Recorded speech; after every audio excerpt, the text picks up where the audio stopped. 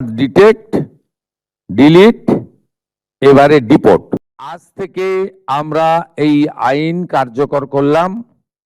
এর ফলে সিএ এর অন্তর্ভুক্ত যারা, অর্থাৎ সিএ তে বলা আছে 7টা কমিউনিটি বা ধর্ম পালন করা লোকেরা তারা সিটিজেনশিপ অ্যামেন্ডমেন্ট অ্যাক্টের আওতায় আসবেন এবং তাদেরকে যারা 31/12/2024 পর্যন্ত এসেছেন তাদেরকে কোনো পুলিশ কোথাও হ্যারাসমেন্ট ডিটেন করতে পারবে না।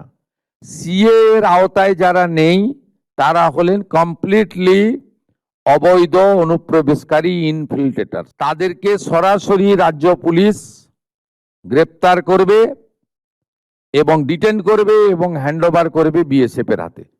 এবং বিএসএফ তারা বিডিআর এর সঙ্গে কথা বলে তাদেরকে ডিপোর্ট করার ব্যবস্থা করবে, অর্থাৎ ডিটেক্ট, ডিলিট, এবারে ডিপোর্ট।